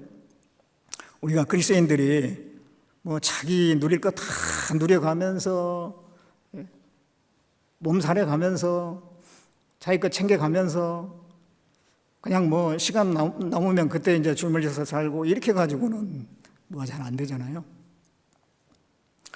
그래서 정말 이 영적 전쟁에는 희생의 마음이 분명히 있어야 됩니다. 내 것은 다 소중하거든요. 근데 그거를 주님을 위해서 내놓을 줄 알아야지 이 전쟁에서 이길 수가 있는 겁니다. 자, 그리고 이제 31장 여기 7절을 봅니다. 그들이 여호와께서 모세에게 명하신 대로 미디안을 쳐서 그 남자를 다 죽였고 그 죽인 자 외에 미디안의 5 왕을 죽였으니 미디안의 왕들은 에이와 레겜과 수루와 후루와 네바이며 또 부알의 아들 발람을 칼로 죽였더라. 결국은 이제 영적 전쟁에, 그들의 전쟁에 승리를 한 겁니다. 미디안을 향해서 원수 갚으라는 그 명령대로 그들을 다 처단했어요. 이 사람들은 그 우상 숭배와 음행에 쓰임받은 사람들이잖아요. 그들을 다 처단을 했어요. 이 구약 시대에는요, 그 하나님의 뜻을 이루는 것이, 하나님의 뜻을 이루는 싸움이 보면은 사람을 죽이는 일이었어요. 이스라엘 대적을 죽이는 일. 아말렉하고 전쟁해도 아말렉 사람들 다 죽였잖아요. 여리고성 전투에서 다 죽였잖아요. 또 가나안 정복할 때 얼마나 많은 사람을 도륙을 했습니까? 그것만 보면 야, 이거 하나님이 왜 사람을 죽이냐. 그런데 구약시대에는 심판의 하나님을 나타내시잖아요. 죄 가운데 그 죄에 완전히 빠져있는 그 사람에 대한 심판을 하나님의 백성인 이스라엘 민족을 통해서 심판을 시행을 했기 때문에 그 당시에 하나님의 뜻을 이루는 것은 이스라엘의 대적, 하나님의 반대편에 있는 사람들을 죽이는 일들이었거든요. 예레미야 48장을 보겠습니다. 예레미야 48장 10절에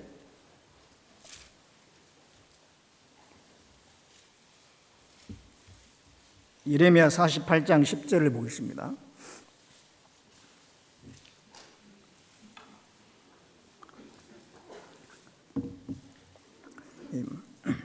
같이 읽어보겠습니다. 여호와의 일을 태만히 하는 자는 저주를 받을 것이요 자기 칼을 금하여 피를 흘리지 아니한 자도 저주를 받을 것이다. 여기 보면 여호와의 일을 태만히 하는 자는 저주를 받을 것이다. 그 여호와의 일이 뭐냐면 자기 칼을 가지고 피를 흘리는 거예요. 하나님의 심판이 일어나는 곳에 거기에 쓰임 받는 사람은 그 심판을 행하는 사람이 되어야 되잖아요. 그 당시 우상 숭배하는 이방 민족들, 이스라엘의 대적들, 하나님 앞에 심판받기에 합당한 사람들을 하나님께서 이스라엘을 들어서 처단하는 일들이 많았죠. 그래서 그 당시에는 그렇게 죽이는 일이 하나님의 뜻이었습니다. 그런 경우가 많았어요. 다 그런 건 아니지만. 그런데 그래서 이제 미디안도 이스라엘 민족들로 하여금 우상 숭배하고 범죄하게 해서 이스라엘 사람 24,000명이 죽게 하는데 큰 그 사탄의 쓰임을 받은 사람들이기 때문에 그들을 처단한 거였어요. 그게 그 싸움의 승리였습니다. 그런데 예수님이 오셔가지고 죽으시고 부활하시고 복음이 완성되고 복음이 전해지는 시대에는 사람을 살리는 것이 하나님의 일이에요. 구약 시대와 좀 다른 겁니다. 사탄에 의해서 그 영혼들이 죽었잖아요. 하나님 앞에 죽은 사망에 처한 사람들이잖아요. 그 사람을 복음으로 살리는 그것이 지금은 하나님의 일입니다. 우리에게 맡긴, 이스라엘에게 맡긴 일은 그 사람들을 처단하는 일이었지만 아말렉도 처단하고 여리고성 사람들, 가나안 사람들, 그 온갖 죄 가운데 물들어 있는 가나안 사람들 처단하는 일이 이스라엘 민족들에게 맡긴 일이었는데 지금 우리는 죽이는 것이 아니라 살리는 일을 우리에게 맡기셨어요. 그래서 사단은 원래 죽이는 자입니다. 처음부터 살인한 자요 거짓의 압이라고 그랬어요. 거짓말 해가지고 아담을 죽였습니다. 선악과를 따먹게 해서. 그리고 아벨도 죽였잖아요. 가인 속에 들어가가지고 가인이 악한 자에 처해서 동생을 죽였다고 그랬잖아요. 사탄은 계속 죽이는 일을 합니다. 오늘날에 막 큰 전쟁이 일어나고 그 배후에 분명히 사탄이 있어요. 죽이는 일이에요, 이 사탄은 하는 일이. 근데 하나님은 지금 살리는 일을 하시는 분이에요. 그리고 예수님은 살리기 위해서 이 땅에 오신 거예요. 하나님의 독생자를 우리에게 주시면 우리를 살리려 하심이라. 요한복음 14장 6절에 내가 길이요 진리요 생명이라고 그랬습니다. 예수님은 생명. 생명을 주시기 위해서 예수님이 오셨습니다. 그 안에 생명이 있었다. 그 생명은 사람들의 빛이라고 했죠. 우리의 생명을 받게 하고 생명을 받았을 때 드디어 보게 되잖아요. 그래서 예수님은 우리를 살리기 위해서 오셨습니다. 요한복음 6장 51절에 보면 나는 하늘로서 내려온 산떡이니 이 떡을 먹으면 영생하리라 그랬어요. 요한복음 10장 28절에 내가 저에게 영생을 주노니 영원히 멸망치 아니할 터이요. 그 예수 그리스도의 복음을 우리가 깨달으면 산자가 됩니다. 에베소서 2장 1절에 죄와 허물로 죽었던 너희를 살리셨도다. 그래서 우리가 그 복음을 깨달음으로써 우리가 살아났고, 우리도 이제 또 다른 사람을 살리는 일을 하는 거예요. 이 영적 전쟁이, 우리는 이스라엘 전쟁은 상대방을 죽이는 전쟁이었는데 우리의 영적 전쟁은 살리는 전쟁이에요. 이스라엘 민족들은 여호와의 원수를 갚았는데 죽임으로서 갚았어요. 미디안 족속들 죽임으로서. 우리는 영혼을 살릴 때, 죽은 영혼을 살릴 때 사탄에게 원수 갚는 겁니다. 사탄이 꽉 붙잡고 있는 그 영혼을 복음을 전해서 살리면 사탄에게 원수 갚는 거예요.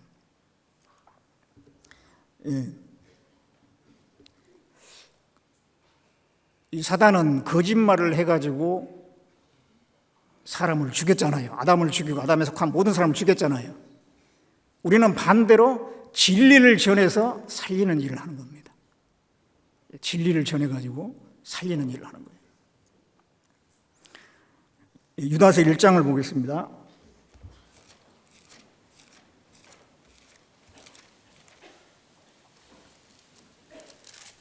유다서 1장 23절.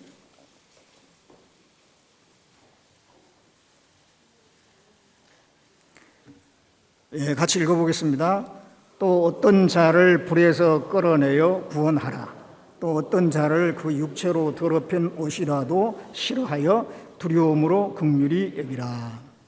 이게 어떤 자를 불에서 끌어내어 구원하라 그랬습니다. 지옥불로 떨어지고 있는 그 사람들을 끌어내어서 구원하라 그랬습니다. 살리는 거잖아요. 그들에게 영원한 생명을 주는 거예요. 또 어떤 자를 구원하라. 그 불에서 끌어내어 구원하라. 그들을 살리는 거, 생명을 주는 거. 이 성경에, 이 성경을 쭉 보면 성경을 관통하는 큰 주제 두 가지가 있어요. 성경을 관통하는 큰 주제가 하나는 생명이고 하나는 사랑입니다. 이 생명, 하나님께서 창세기 1장에 생육하고 번성하라, 막 식물도 만드시고 동물도 만드시고 생육하고 번성하게 사람도 만드시고 막 그 생명이 넘치잖아요. 창세기 2장에서는 교제가 있습니다. 아담과 하와를 만들어서 교제. 하나님 우리를 만드신 것은 생명을 주시고 교제를 하기 위해서. 그런데 3장에 와서 범죄함으로 사망에 처하게 됐어요. 사망. 그리고 하나님은 바로 약속하십니다. 여자의 후손을 약속해요. 그는 다시 생명을 주겠다고 하는 거예요. 이 사람은, 하나님은 그 이 지구상에 생명이 넘치게 하셨는데 인간이 범죄함으로 이 사망의 땅이 된 거예요. 사람도 결국은 사망에 처하게 되고 그 사람에게 다시 생명을 주는 게 하나님의 뜻이에요.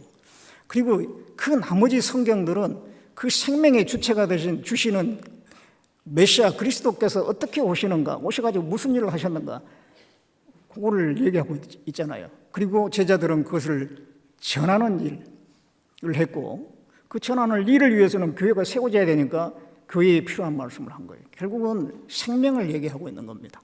성경 전체는 생명에 대한 얘기를 하고 있어요. 그리고 또 하나는 사랑입니다. 사랑. 생명을 얻은 사람이 그 다음에 해야 될 것은 사랑하는 거예요. 하나님을 사랑하고 형제자매를 사랑하고 가족도 사랑하고 구원받지 않은 사람도 사랑하고 그들에게 복음을 전하고. 성경의 큰 주제, 성경 전체를 관통하는 두 주제는 생명과 사랑입니다. 그래서 하나님은 살리기 원하셔요. 그래서 우리가 살아났습니다. 구원받고 살아났습니다. 우리는 또 다른 사람을 살리는 일을 해야 되는 거예요. 그게 하나님의 그 뜻에 부합하는 삶인 겁니다. 하나님은 모든 사람이 구원을 받으며 진리를 아는데 이르기를 원하신다 그랬어요. 우리는 그것을 위해서 사람을 살리는 일을 계속 하는 거예요. 계속. 다윗이 양을 치다가 사자나 곰이 와가지고 양을 물어가면 막 길을 쓰고 가서 막 그 양하고 이 사자하고 곰하고 싸워서라도 양을 살려냈잖아요. 그것처럼 우리도 죽어가는 지옥에 떨어지는, 불에 떨어지는 그 사람들을 살리는 일을 해야 됩니다. 그 일이 힘들긴 힘들잖아요. 사람들이, 우리는 정말 좋은 일을 하고 있는데 그 사람들은 오히려 탁 경계를 하고 거부를 하고 그런 경우도 많아요. 그렇다고 안 하고 있을 수는 없잖아요. 계속 해야 됩니다. 부드러운 혀는 뼈를 꺾는다 그랬어요. 뼈 같은 사람도 부드러운 혀로 계속 얘기하면 언젠가는 녹을 때가 있을 거예요. 그래서 우리는 그 일을 계속 해야 되는 겁니다. 자, 우리는 우리의 원수가 누군지를 알아야 돼요. 사람이 아닙니다. 사탄입니다. 그 악한 영입니다. 마귀입니다. 그리고 그 원수를 향해서 우리의 영적 싸움을 해야 됩니다. 그러기 위해서는 우리가 사단과 내통자가 되면 안 돼요.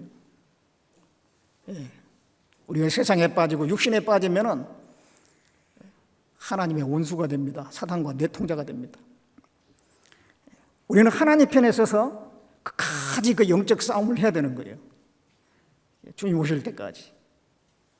로마서 16장 20절에 보면 평강의 하나님께서 사단을 속히 너희 발 아래 상하게 하시리라 그랬어요. 언젠가 이 사단을 우리 발 아래 상하게 하실 때가 옵니다. 그때까지 우리는 깨어서 이 영적 싸움을 계속 해야 되는 거예요. 이 마지막 시대에, 너무도 혼란스러운 시대에 우리의 마음이 참 빼앗기기 쉬운, 세상에 빼앗기기 쉬운 시대거든요. 우리 자신을 잘 지켜야 될 것 같습니다. 그래서 정말 이 교회 안에 우리가 이제 교회가 있다는 게 얼마나 감사합니까? 교회 안에서 말씀을 배우고 나를 붙잡아주는 사람이 있고, 뭔가 주님을 위해서 일할 수 있는 기회가 주어지고, 우리가 이 가운데 꾸준히 완전히 마음을 여기에 붙이고 살게 되면 그 영적 전쟁에 자동적으로 참여하는 것이 될 겁니다. 그래서 우리가 주님 앞에 갈 때까지 끝까지 그 전쟁을 잘 치렀으면 좋겠습니다. 기도하겠습니다. 우리를 사랑하신 하나님, 우리를 구원해 주시고 정말 교회 안에 가게 해 주셔서 진리가 뭔지를 알게 하시고 생명을 얻게 하시고 정말 저 원수 사단의 정체를 알게 하시고 우리가 그 사단을 향한 영적 전쟁을 치르게 하신 걸 감사를 드립니다. 먼저 우리가 깨어서 세상의 죄에 빠지지 않고 정말 하나님 편에 속해서 끝까지 영혼을 건지는 그 일에 참여할 수 있도록 도와주시길 원합니다. 또 나머지 동계수련의 모든 끝까지 함께해 주시고 은혜로 채워주시기를 원하오며 우리를 구원해 주신 예수님의 이름으로 기도드렸습니다. 아멘. 찬송가 402장 하겠습니다.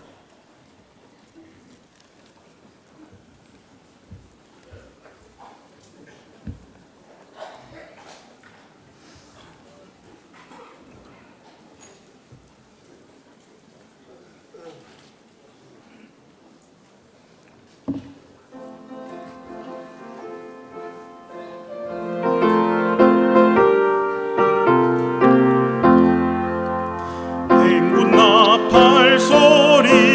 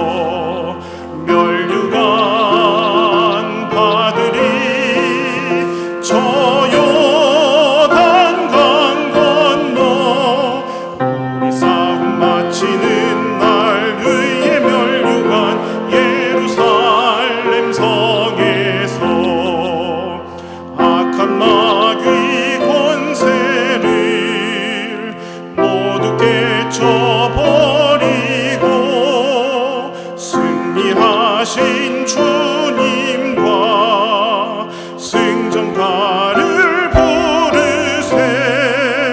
선한 싸움 다 싸우고 의의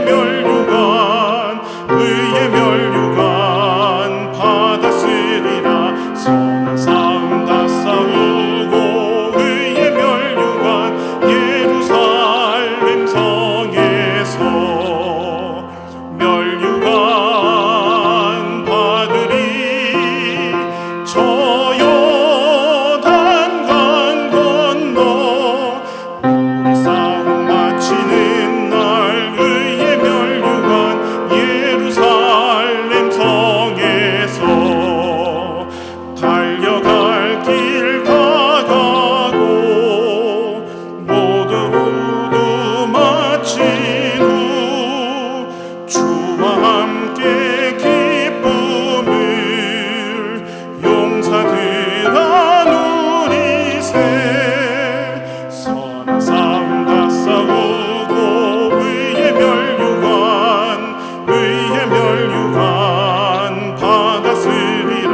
선한 싸움 다 싸우고 의의 멸류관 예루살렘 성에서 멸류관 받으리. 저 요단강 건너 우리